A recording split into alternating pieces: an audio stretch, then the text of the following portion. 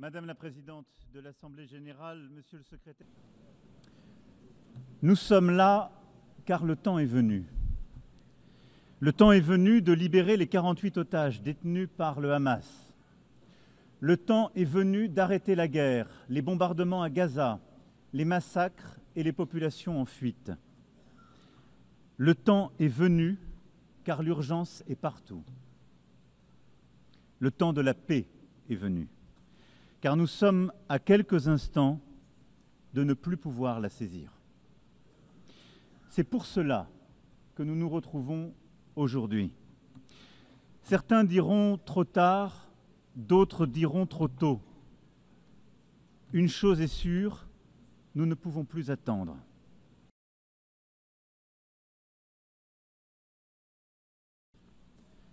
La barbarie du Hamas et de ceux qui ont collaboré à ce massacre a stupéfait Israël et le monde.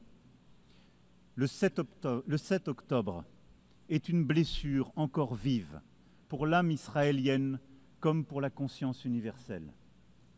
Nous la condamnons sans aucune nuance, car rien, jamais, nulle part, ne peut justifier de recourir au terrorisme. Nous pensons en ce jour aux victimes et à leurs familles.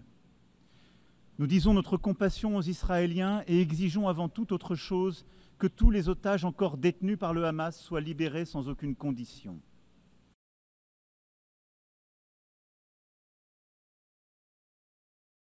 À cette heure, Israël étend encore ses opérations militaires à Gaza dans l'objectif déclaré de détruire le Hamas. Mais ce sont les vies de centaines de milliers de personnes déplacées, blessées, affamées, traumatisées, qui continuent d'être détruites, alors même que le Hamas a été considérablement affaibli et que la négociation d'un cessez-le-feu durable reste le moyen le plus sûr d'obtenir la libération des otages.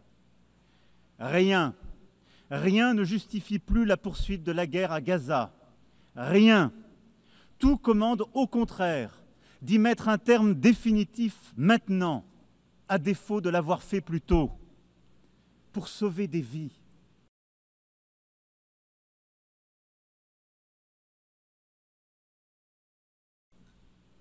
C'est pour cela que nous devons aujourd'hui, ici même, ouvrir ce chemin de paix, car depuis juillet dernier, l'accélération des événements est terrible. Et au point où nous en sommes, il est à craindre que les accords d'Abraham ou de Camp David soient remis en cause par l'action d'Israël et que la paix devienne impossible pour longtemps au Moyen-Orient. Il pèse donc sur nous une responsabilité historique.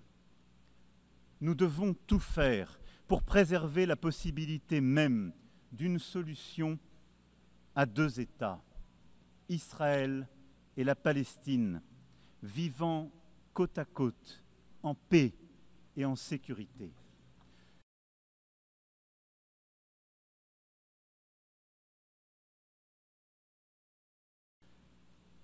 Le temps est venu.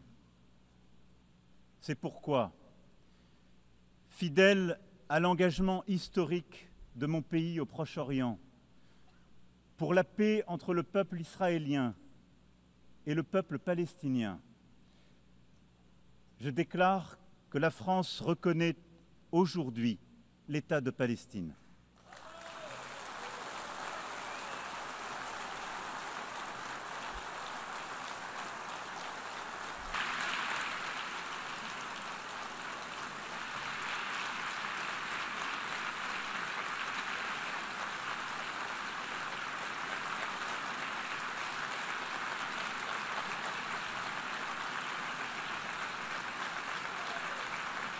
Cette reconnaissance de l'État de Palestine est une défaite pour le Hamas, comme pour tous ceux qui attisent la haine antisémite, nourrissent des obsessions antisionistes et veulent la destruction de l'État d'Israël.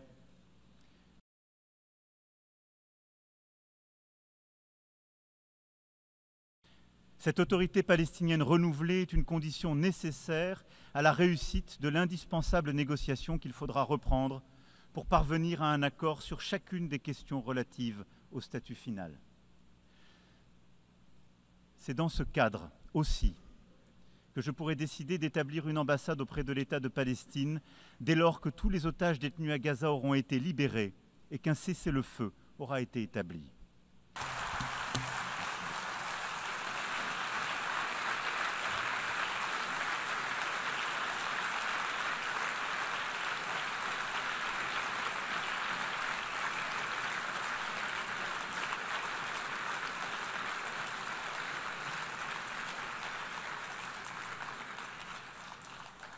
Jelajahi cara baru mendapatkan informasi. Download Metro TV Extend sekarang.